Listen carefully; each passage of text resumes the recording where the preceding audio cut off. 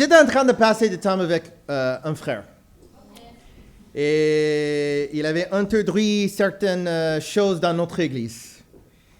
Et c'est quelque chose de très, très grave. Et même Laël, il connaît qu'est-ce que c'est ces choses-là qu'il avait introduit. Et en fait, les Toto, Kevin et Sandra, ils en étaient en train de demander, Laël, quelle sauce, tu veux quelle sauce pour tes frites? Et il dit, je veux de la mayonnaise. Et ils ont dit,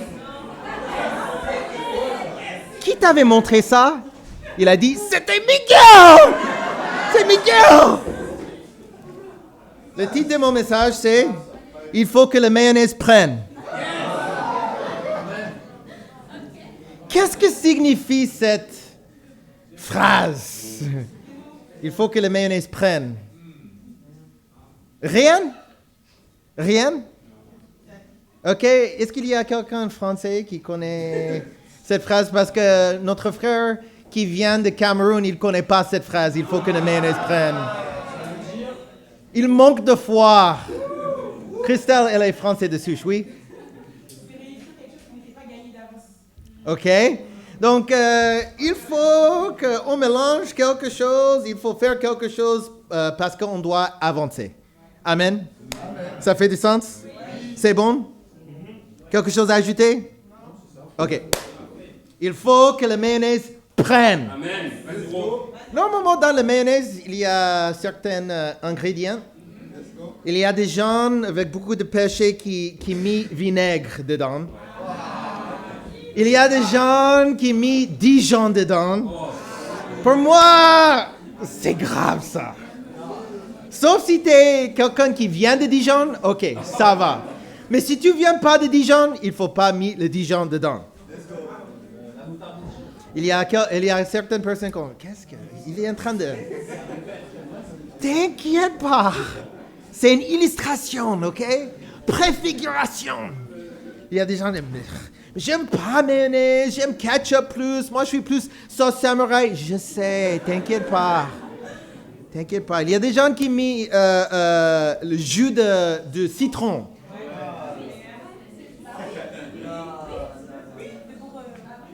Il y a des gens qui mettent du sucre dedans.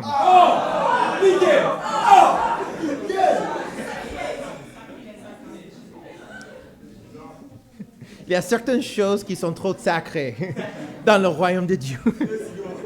Mais il y a 3 choses pour moi à la base. L'huile, des œufs et un peu de sel. OK, 3 choses. Et il faut...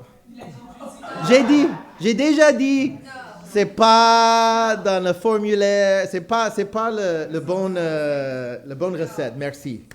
OK, 3 choses. Et aujourd'hui, on va parler de 3 choses. La recette pour une disciple de Jésus-Christ. Et quel est le plus important? Le mayonnaise ou un disciple de Jésus-Christ? Amen, vous êtes trop spirituel. Il faut que la mayonnaise prenne. Point numéro 1. Pour une bonne saveur. Pour une bonne saveur. Quel est le but de la mayonnaise? Donner du goût, mais donner du goût à quelque chose qui est un peu... quel est le mot? Fade. On n'aime pas la nourriture fade. Même la nourriture un peu sec. OK? Est-ce que vous aimez bien les frites qui sont secs et fades? Il faut un peu de la mayonnaise dedans. Mais de temps en temps, il y a des disciples qui sont secs. Il y a des disciples qui sont fades. Même il y a des églises qui sont secs et fades. Notre travail, c'est d'être beaucoup plus efficace que la mayonnaise. N'est-ce pas? Luc chapitre 14. On est Luc chapitre 14 où on est tiède. C'est le du choix. Luc chapitre 14, verset 33. C'est écrit, ainsi donc, aucun de vous, à moins de renoncer à tout ce qu'il possède, ne peut être mon disciple. Le sel est une bonne chose. Mais si le sel perd sa saveur, avec quoi lui rendra-t-on? Il n'est bon ni pour la terre, ni pour le fumier. On le jette dehors. Que celui qui a des oreilles pour entendre, entende. Jésus, il fait une comparaison, une illustration. Nous, on est le sel ici. Le sel, il a du travail. Okay? Donner du goût, mais aussi pour préserver la viande dans cette époque-là. Nous, on a du travail à faire aujourd'hui. Il faut donner du goût, mais aussi il faut préserver des âmes. OK? Si le sel ici perd sa saveur, Jésus, il dit quoi? Il faut faire quoi avec? Jeter dehors. Et pas dans le terre, et pas sur le fumier. Le fumier, c'est quoi? Excréments de vache. OK? Sel qui n'est pas salé. Sel qui n'est pas salé. Le sel qui n'est pas salé. OK? Juste être sûr. Et pas digne, n'aime pas pour le excrément de vache. Un disciple de Jésus-Christ qui n'est pas en train de sauver les âmes et pas digne ni pour la terre, ni pour l'excrément de vache. Wow. C'est pas mes mots, c'est Jésus-Christ qui dit ça. C'est le but de notre vie, de sauver les âmes. Et si on est en train de sauver les âmes, on a une saveur, un goût. Et ce goût, c'est de la joie, de la bonheur, l'amour. C'est un peu comme la nourriture de Maman Élise. Quand je goûte la nourriture de Maman Élise, c'est comme, wow, c'est une tranche de paradis. Et aussi la nourriture de ma femme. Ma femme, elle est incroyable. Elle fait beaucoup de choses bien. Et, ouais. Et quand je suis en train de manger la nourriture de ma femme, je suis comme, encore, c'est une tranche de paradis. Un bon saveur. Mais si on n'a pas cette bonne saveur, c'est parce qu'on n'est pas en train de faire les choses que Dieu il veut dans notre vie. Amen. On n'est pas en train de sauver les âmes. Comment sauver les âmes?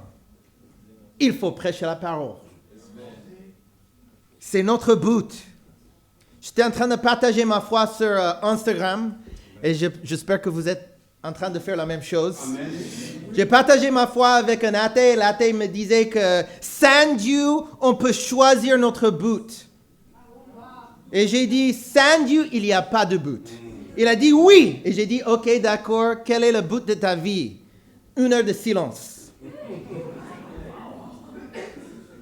Et après 1 heure de silence, il a dit, ouais, le but de ma vie, c'est de réussir et d'aider mes amis. Et j'étais comme, ça c'est vraiment égoïste. Mais je ne lui avais pas dit ça. J'ai dit, le but de ma vie, c'est d'aller n'importe où, de faire n'importe quoi pour sauver n'importe qui. Amen. Et c'est pour ça que j'ai abandonné ma vie aux États-Unis pour venir ici. Et même un athée, il a dit, ça c'est belle. Bonne chance. En Pierre chapitre 2.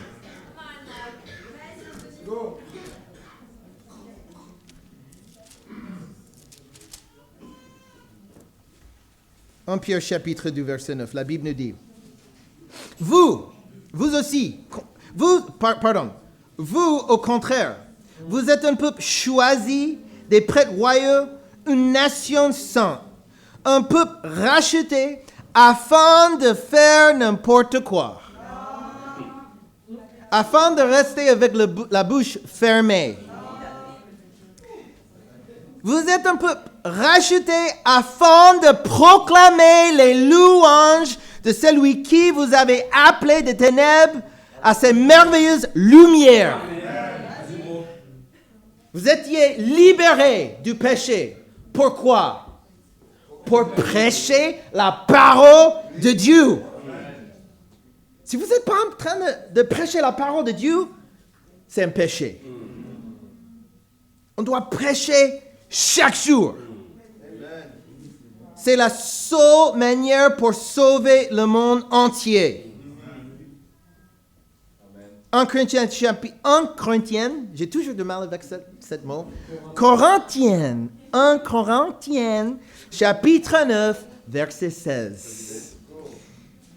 Si j'annonce l'évangile, il n'y a pas pour moi aucun sujet de fierté, car c'est une nécessité qui m'est imposée.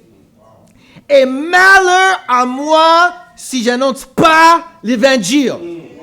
Malheur à nous si on n'est pas en train de prêcher la parole de Dieu. Est-ce que tu te sens un peu triste aujourd'hui? Oui, dès avant? Oui? Toi, triste? Non. Ok, j'étais sûr. On est une famille ici, donc moi, de temps en temps, si tu te sens... Anthony, il m'avait visé. Oui, 100%, parce que je t'aime.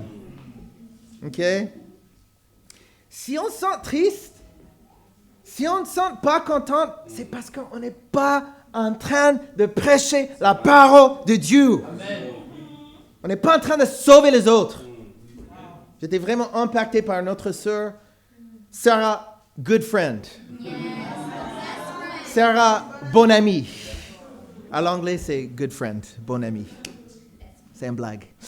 Et Sarah, bon ami, elle a du cancer. Mais elle est toujours en train de prêcher la parole. Elle avait rencontré quelques personnes qui sont en train d'étudier la Bible maintenant. Lucille, elle est là? Okay, where's the camera at? Oh, it's right in front of me. It's also there. Lucille, on t'aime. Reviens. Elle était proche d'être baptisée. Donc, priez pour Lucille. Sarah, elle était en train de prêcher la parole. Dans un moment difficile. Mais quand même. Et même Kevin, il était impacté. Elle a dit, Sarah, tu as pas mal de personnes qui sont en train de venir à l'église, pas mal de personnes qui sont en train d'étudier la Bible. Tu es en train d'envoyer quoi à eux? Sarah, elle a dit, en fait, il y a quelques mois que je t'avais demandé, Kevin, pour un formulaire à donner aux autres. Donc, j'ai juste copié les choses que tu avais envoyées et c'est ça que je suis en train d'envoyer au perdu. Est-ce que c'est quelque chose de magique? Non, mais c'est quelque chose de spirituel. Cette ville, c'est une ville ouverte. Si ton bouge est ouvert, si ta Bible est ouverte, c'est ouvert. Le défi, c'est il faut prêcher la parole. Il faut sauver les âmes. Je vous avais lancé un défi de partager vos foi avec 33 personnes jusqu'à on est 100 personnes ici dans l'église. Et j'espère que vous êtes toujours fidèles à ça. Si vous n'êtes pas, il faut faire un changement radical. Merci Anaïs. Elle est sage. Il faut faire un changement radical. Point numéro 2. Mayonnaise light. Mayonnaise light. On mange mayonnaise light pourquoi? C'est le mayonnaise légère. Mais c'est écrit mayonnaise light normalement. Oui. Pour pas grossir. Donc de temps en temps, si on a un objectif, il faut renoncer soi-même. Amen. Pour être un vrai disciple de Jésus-Christ, il faut renoncer soi-même. Chaque jour. Il faut que le mayonnaise prenne. Jésus, il est la personnification de le renoncement de nous-mêmes. Jésus, il était en train de porter sa croix et à la fin, c'était la croix qui était en train de porter Jésus. Ça, c'est 100% confiance en Dieu. 100% amour pour vous tous qui sont ici, et même moi. Et on va parler de son meilleur prêche. Le meilleur prêche qui était prêché jamais. 7 points de cette prêche. Et c'est le mot qu'il avait prononcé sur la croix. Le premier point de la prêche de Jésus sur la croix, c'est « Tu dois donner grâce et pardonner ». Même sous la croix, il était en train de prêcher. Luc chapitre 23, verset 34. Jésus dit, « Père, pardonne-leur, car ils ne savent pas ce qu'ils font. » Ils se partagèrent ses vêtements en tirant au sort. Ils ont volé le vêtement de Jésus. Ils ont mis le vêtement sur eBay pour vendre le vêtement. Oui, c'est le vêtement de Jésus, on va vendre ça. Et Jésus, il est en train de dire quoi? Je suis fâché. Pourquoi Dieu? Je suis sur la croix et ces choses-là aussi, c'est trop Dieu. C'est abusant, c'est suffisant. Non. Père, pardonne-leur. Même dans les moments difficiles, si on est les vrais disciples de Jésus-Christ, si on n'est pas en train de pardonner les uns les autres, si on n'est pas en train de pardonner même ceux qui sont dans le monde, on n'est pas vraiment disciples.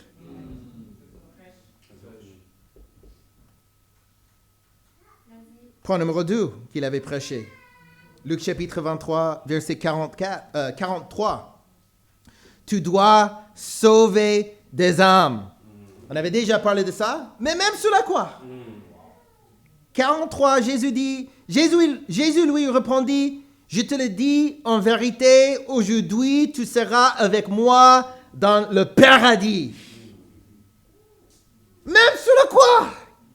Et si on connaît les Écritures, on sait qu'il y avait 2 brigands à côté de lui.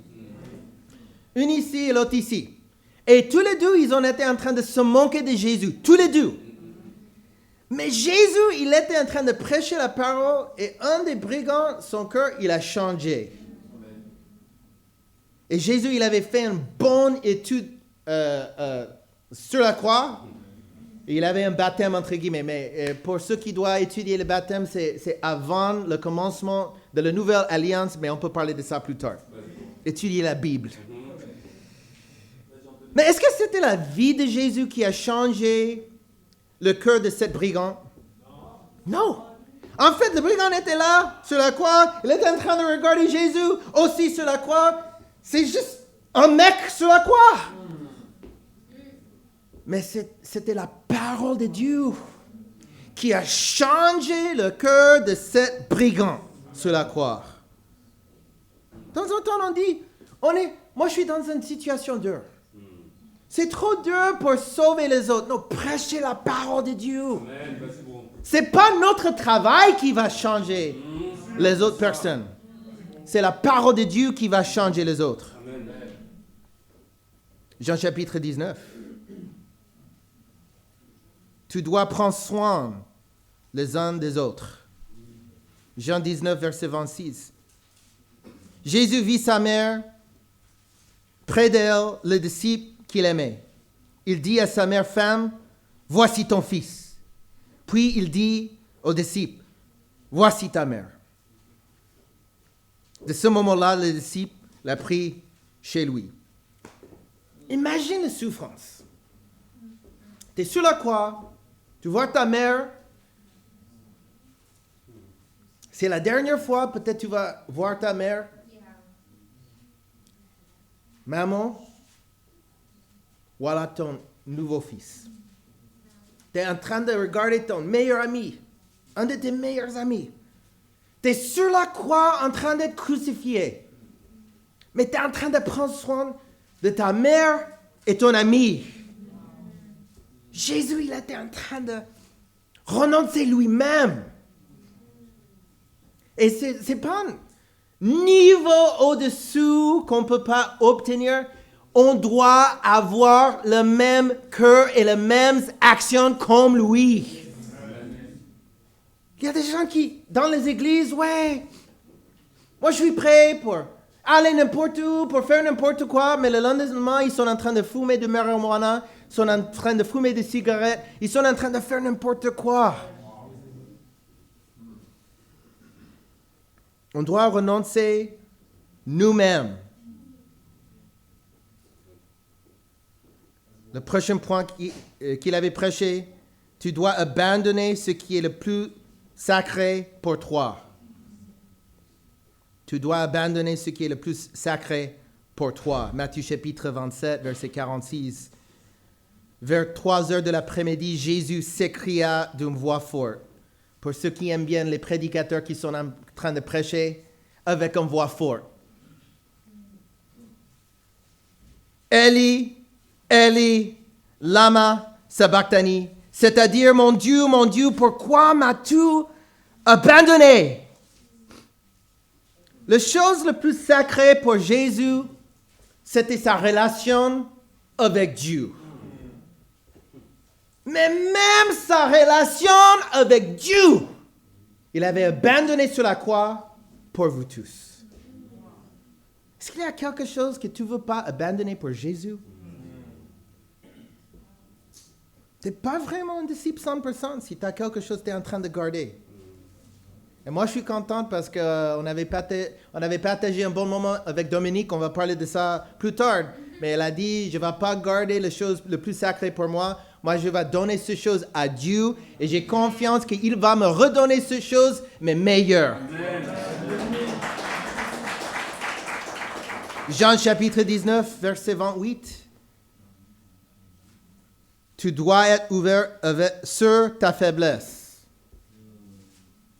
De temps en temps, on est orgueilleux et on n'est pas ouvert. Jésus, en Jean chapitre 19, verset 28, il dit, « J'ai soif. » Il est Dieu. Est-ce qu'il doit nous dire qu'il a soif? Non. Mais il est humble. Il est en train de nous montrer la manière pour agir. Mais de temps en temps, ça va. Vraiment, ça va? Vraiment? C'est impossible. On est presque 150 personnes ici et tout le monde, ça va. Sois honnête. Sois vrai.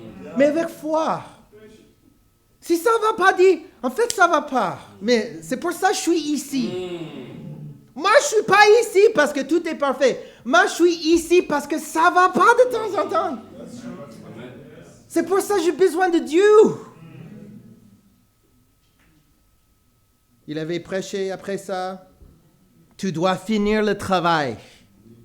Tu dois finir le travail. Jean chapitre 19, verset 30. Il a dit, tout est accompli. Si on est en train de partager notre foi, c'est pour faire quoi? Sauver les gens. Tu dois finir le travail. Amen. Si tu es en train de faire les études bibliques avec quelqu'un, c'est pour faire quoi? Tu dois finir le travail. Si toi, tu es quelqu'un en train d'étudier la Bible, tu es en train d'étudier la Bible, pourquoi? Non. La personne on est en train d'étudier la Bible avec cette personne. La personne qui est dans l'autre côté. Il ou elle est en train d'étudier la Bible pour être baptisé, pour avoir une meilleure relation avec Dieu. Yes. Tu dois finir le travail. Amen. La dernière chose que Jésus il avait prêché, c'est tu dois vivre fidèlement et mourir fidèlement. Si on a une vie de fidélité, mais à la fin, on tombe de la foi, c'est pour rien. Le baptême, c'est le commencement, c'est pas la fin. Il dit, Jésus s'écria d'une voix forte, « Père, je remets mon esprit entre tes mains. » Une vie de fidélité, et même à la mort, toujours fidèle. Nous, en tant que disciples, on doit renoncer nous-mêmes. Hier, c'était une journée incroyable. On était en train d'étudier la Bible avec Aki. Avant-hier, les sœurs, ils ont été en train d'étudier la Bible avec Dominique et moi, j'étais dans l'étude un peu avec Dominique aussi. Et avec Dominique, peut-être c'était 3-4 heures des études bibliques. OK? Donc, hier, c'était comme 5 heures des études bibliques avec Aki. On avait fait Lumière et Ténèbres, on avait fait Conversion de Nouveau Alliance, on avait fait la croix, on avait fait l'Église, on avait fait calculer la dépense. Et après tout ça, c'était comme environ 22h30. 22h30, il y a un frère qui m'appelle. Ouais frère, j'ai quelques problèmes et j'ai besoin de ton aide. Et moi, je suis content d'aider quelqu'un. Donc, j'étais en train de former le frère avec amour. Mais c'était presque 23 heures et je n'avais pas terminé le prêche pour aujourd'hui. Donc, après 5 heures d'études, après avoir formé cet frère, après avoir terminé avec le prêche pour aujourd'hui, environ minuit, j'étais en train de partager ma foi avec 33 personnes parce que je vous avais prêché, il faut le faire. Donc moi, je ne suis pas hypocrite tout le temps, de temps en temps, mais pas tout le temps. Donc j'ai partagé ma foi avec 33 personnes. Amen. Pourquoi? Parce qu'il faut renoncer soi-même. Il faut que le mayonnaise prenne. Quel est le défi? Renoncer toi-même. Il y a trop de personnes qui sont en train d'étudier la Bible, qui sont en train de garder leur péché. Cette semaine, pourquoi pas être baptisé? Pourquoi prendre une décision pour être radical pour Dieu? Parce qu'il était radical pour toi. Point numéro 3. Bio, fait en France, label rouge. Label. Bio, made in France, label rouge. Bio, fait en France, label rouge. OK? Si on voit de la mayonnaise et c'est écrit à l'extérieur, bio, fait en France, label rouge, on dit, ouais, je vais acheter cette mayonnaise. C'est la meilleure mayonnaise de le monde entier. Mais peut-être c'est un peu cher pour quelque chose comme ça. Bio, fait en France, label rouge, c'est un signe de qualité. Le signe de qualité d'un vrai disciple de Jésus-Christ, c'est l'amour. C'est l'amour. Jean chapitre 15. Il y a beaucoup d'églises qui parlent des dons miraculeux du Saint-Esprit. Moi, je peux parler en langue. Moi, je peux faire ci. Moi, je peux faire ça. La Bible nous dit qu'il y a 3 dons du Saint-Esprit qui sont plus grands de tous les restes. Les 3 plus grands dons du Saint-Esprit, la foi, l'espérance, l'amour. Le plus grand don du Saint-Esprit, c'est de l'amour. Il n'y a pas beaucoup de pasteurs qui sont en train de prêcher ça. Parce qu'ils ne sont pas des pasteurs, ils sont des imposteurs. Amen.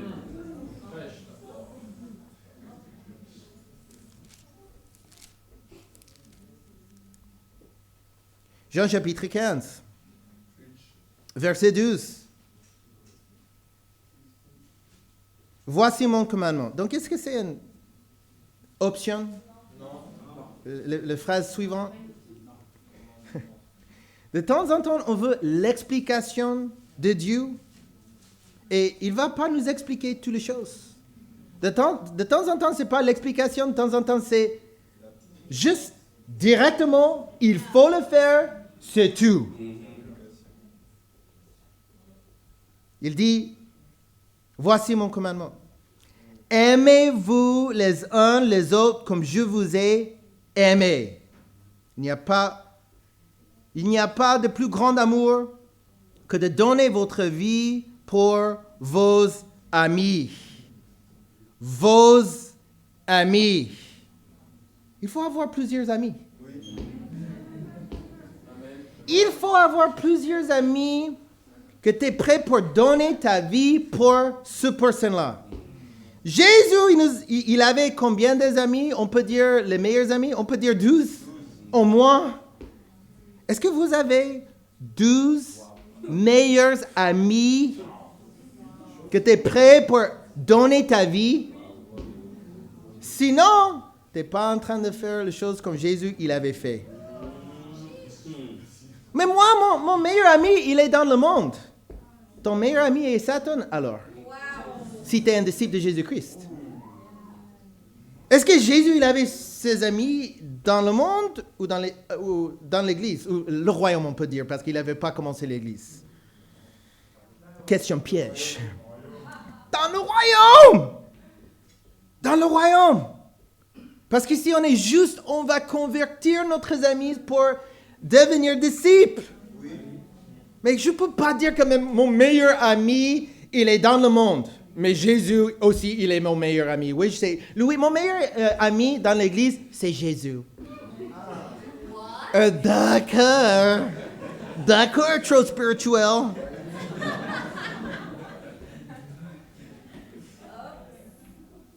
Il faut construire des amitiés.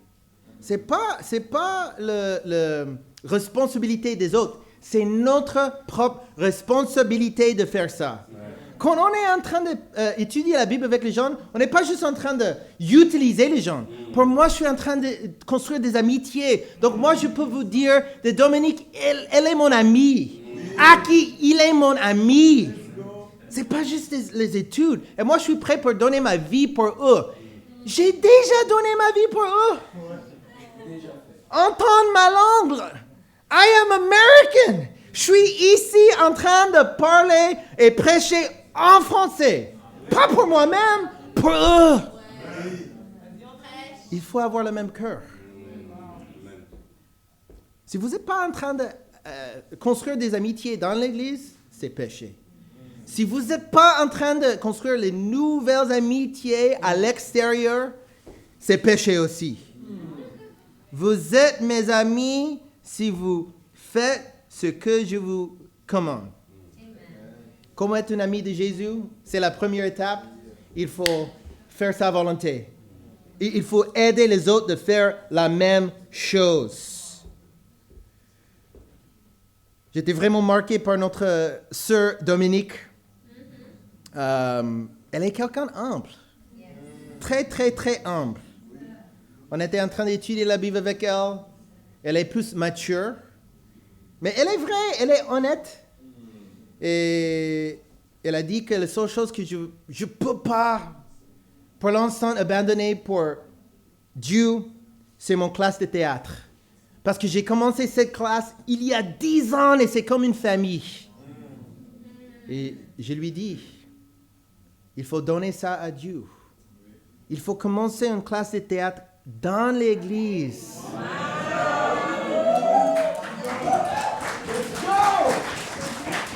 Et c'est comme ça que tu vas construire une nouvelle famille. De nouvelles amies. Et moi, je suis prêt pour comment on dit, s'abonner pour la classe de Mamie Dominique. Et elle est prête. Elle sera aujourd'hui baptisée.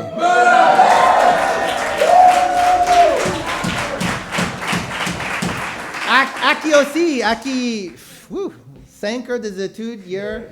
Et après ça, je lui dis, il faut partager ta foi aussi après les études. Donc, il avait fait la même chose. Pour lui, la chose la plus dure, c'était juste de confesser à sa famille, son père, qu'il est chrétien. Parce que tous les membres de son famille sont hindous. Il est le seul chrétien dans sa famille entière.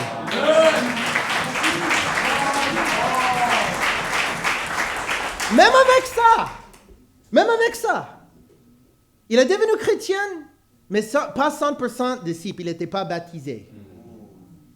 Donc, c'est une lutte quand même. Mais il a dit, si c'est écrit dans la Bible, je suis prêt pour le faire. Donc encore, il est quelqu'un humble. Il y a des gens qui sont en train d'étudier la Bible. Vous n'êtes pas baptisés, pourquoi? Parce que vous êtes orgueilleuses. Je peux vous dire ça avec amour. OK? Je vous aime. Pourquoi? Parce que je suis quelqu'un d'orgueilleuse. Je suis quelqu'un qui lutte avec la même chose que toi. Et si elle peut changer, si il peut changer, si je peux changer, vous aussi, vous pouvez changer. Quel est le défi? Il faut aimer Dieu plus que toi-même. Il faut aimer les autres plus que toi-même. Et c'est comme ça, la mayonnaise va prendre.